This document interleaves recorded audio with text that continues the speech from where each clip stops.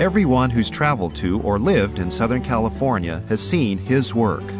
The famous Space Age theme building at Los Angeles International Airport is a signature design and one of many landmarks that define the local landscape.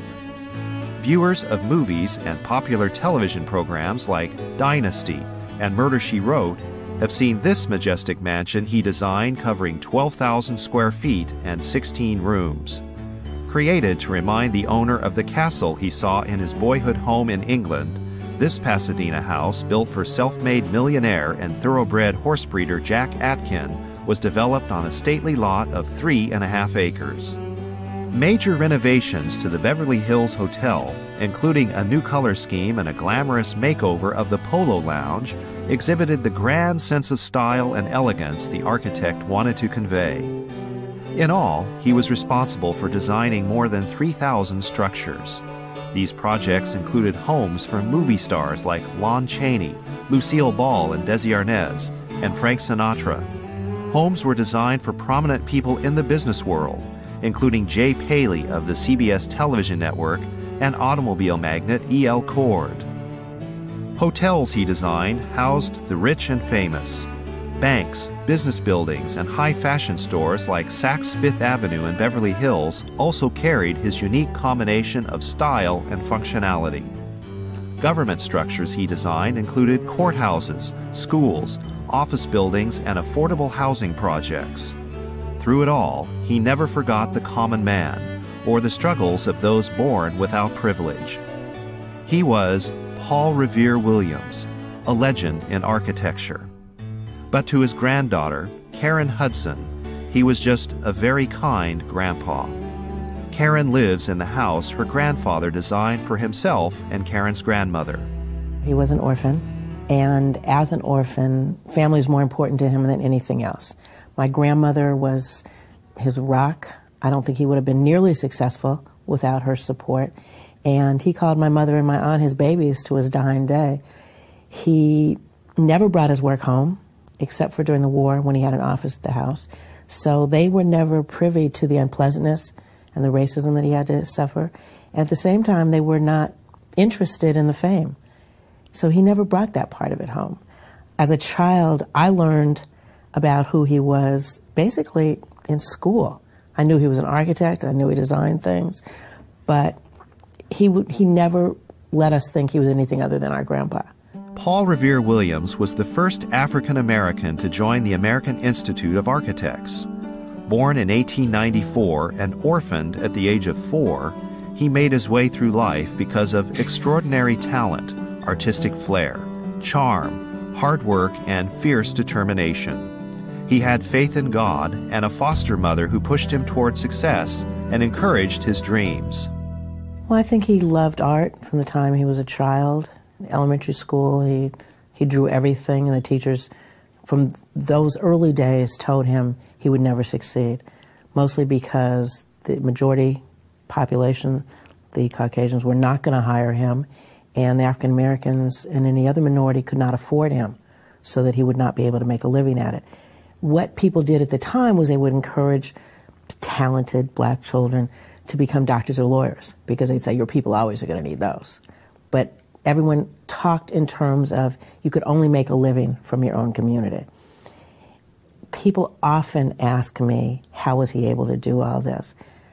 The simple answer, it had to be a God-given talent.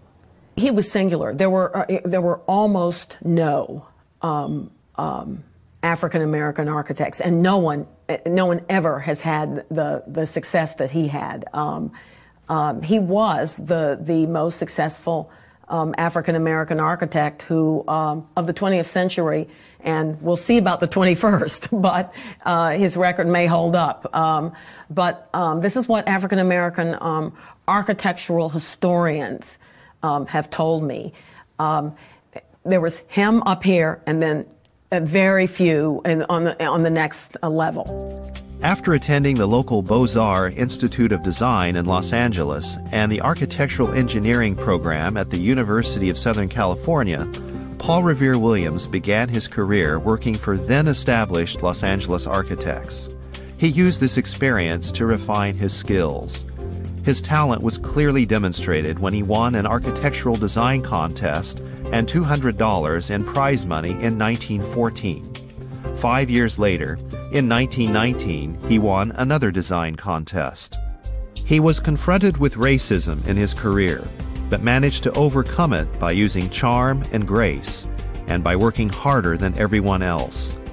In those days, wealthy whites had few contacts with black professionals. He learned how to draw and sketch upside down, so that he would not make clients uncomfortable by sitting next to them. Paul Revere Williams persevered, and his talent was too vast to be ignored. His belief in being a self-made man and earning everything through determination and vigorous labor led to his involvement in the moderate wing of the Republican Party, as seen here with Nelson Rockefeller in the 1960s. Williams was a living variation of the Horatio Alger myth, with the added accomplishment of overcoming many racist barriers in society. Without a doubt, he was a Republican, which served him well in the work that he got in presidential commissions. And historically, black folks were all Republicans at one point. And because he had to do so many things, times have not changed that much. Black people still have to work harder for the same job. They still have to be accepted in the same kind of way. You cannot do a job that you think is just okay. If you want to succeed, if you want to be recognized for your accomplishments, you have to work harder. You have to be better. And you have to not talk about it. You just have to do it. You have to do your work. And for him, I think those are lessons that stuck with him. He figured if he could do this, he bought into the American dream. He was by himself so that anybody can do it. And maybe he was a little rigid about that. I think he didn't like the idea of, at one point, people started thinking, okay, government assistance is going to help and this is going to help. I think for him it was, we'll all be better off if we help ourselves. Determination, sheer determination to not listen to people putting you in a box and telling you what you can or cannot do, to follow your heart, to know who you are and to know what you want to do, what your purpose is, and to pursue that purpose and to pursue that goal with all of your heart. Two, for me, is to have a set of principles to guide your life. He had a set of principles that he had in his life that he used to navigate through his life, through the obstacles. We may or may not agree with his principles, but he used those principles and he was very successful based upon those principles. And number three is class. He had class. He just had class. And I think that I think that that's a natural thing that just came to him naturally. But you have to understand the need to be able to communicate to a diverse audience and to be able to communicate with ease and not get people uneasy, if you will. By the early 1940s, Paul Revere Williams' long career was well established and his sterling reputation had become renowned. At that time, there was a need to build government-financed facilities to support America's involvement in World War II. Allied Engineers Incorporated, a firm organized by Paul Revere Williams, received a commission to design and construct the Long Beach Navy Base. Williams and fellow architect Adrian Wilson were the primary designers of the Long Beach Naval Station.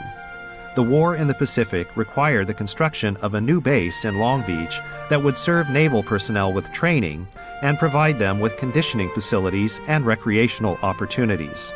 Features of the Roosevelt base included an administration building, a large swimming pool, and a gymnasium, seen here in 1996. The base included an officers' club many thought was comfortable and comparable to other men's clubs of the day.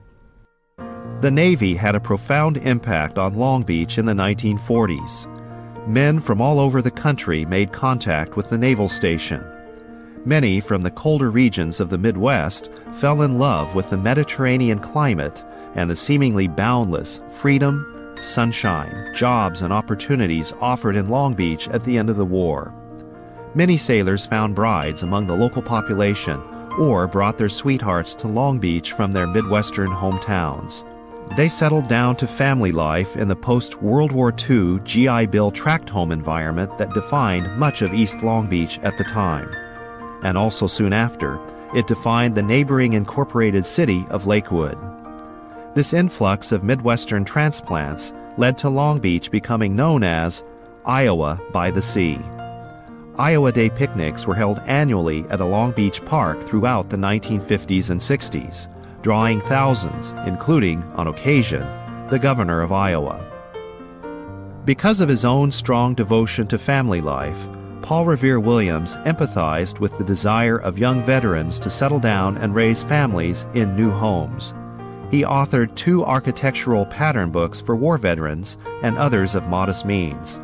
Resources provided in the pattern books included detailed floor plan sketches and suggestions on how to build affordable homes that were both functional and attractive. He would not want to be remembered as architect of the stars. I think it was just as important to him to design public housing, affordable housing, as it was to design homes in places where he could not live. The construction of the naval station, and by default, the resulting population boom in Long Beach after the war, were not the only contributions Paul Revere Williams made to the city and its landscape. The naval station is gone today, closed during base realignment in the 1990s, and demolished to make way for valuable seaport terminal space. In downtown Long Beach, a bank building designed by Williams at 4th Street and Pine Avenue is still standing. Today, the structure has been converted to a nightclub. The upscale neighborhoods of the Virginia Country Club and Park Estates also include homes designed by Paul Revere Williams. In the Virginia Country Club neighborhood, the most prominent business leaders, doctors, and lawyers built houses right next to the golf course. Jim Wood was one of those businessmen. He co-owned the Wood-Callahan Oil Company with Lester Callahan. Wood hired Williams to design his new home in 1941. In the early 40s, it was considered a status symbol to have Paul Revere Williams design your dream house. Williams was already known as the architect for the movie stars. Nancy Wood, daughter of Jim Wood, lived in the house until 1948 when she went away to college. Nancy and her new husband, Francis Herzog, held their wedding reception in the Wood House in 1950. The reception was a premier social event in Long Beach. The city's upper crust turned out in droves. People dressed in furs and fine suits lined up on the sidewalk, all the way out to the street, to participate in the reception. In all, there were about 300 invited guests who joined in the merriment. I guess in the front hall we greeted everyone in the reception line. We went to my parents' room. There was a balcony outside their door. We threw the bouquet, and the photographer hadn't managed to rush up in time to take the picture, so we had to throw it over again. And then we just got changed into our going away suits and ran down the stairs. Nancy's mother, Helen Wood, lived in the house until she passed away in the late 1990s. The house was in its original condition, including some renovations done in 1949. When the current owners, Randy and Brenda Turnbow, bought the house, they had to make necessary repairs and complete a few alterations to accommodate a more contemporary lifestyle. However, the Turnbows remained faithful to the original spirit and the authenticity of the core design. At first, when we first looked at the house, we didn't realize it was Paul Williams' house, but it was quickly brought to our attention that we had, in essence, not only a very fine home, but what was becoming a historical home, just because of Paul Williams' design. So we loved what he had done. We had been to other Paul Williams houses up in L.A. when they had been on some kind of tour. We read all about him, and we wanted to keep that feeling that he had originally designed. He was famous for designing large homes, very nice homes, but very comfortable homes.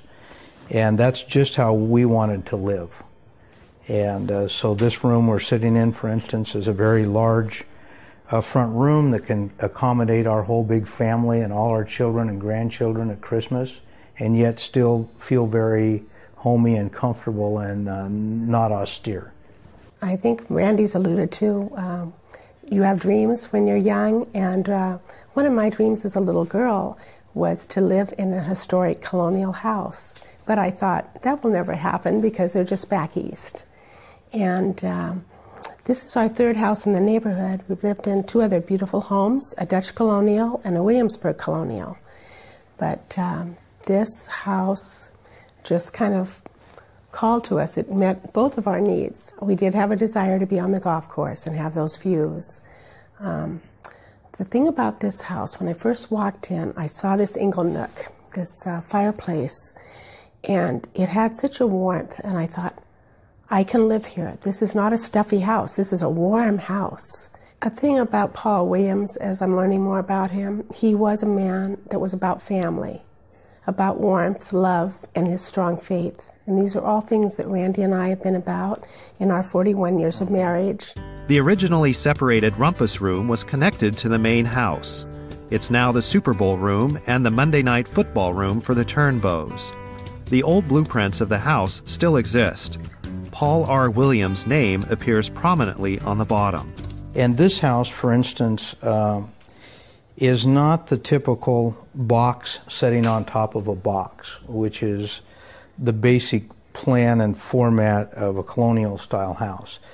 This one, it has a long front porch, and that's square, but from both sides, the two wings, which one is the front room and one is the dining room, are set at 45-degree angles, creating all these interesting views of the street, the backyards, various gardens, and it provides a unique and interesting flair and a lot of curb appeal when you drive up. It's again a sense of proportion, that you have a large house, but you have the spaces broken down into a more intimate scale where you don't feel overwhelmed when you walk into the space. You don't feel intimidated. You feel drawn into the space. He had a very good sense of proportion, of height versus width, of how to move through a space, how a progression of spaces work.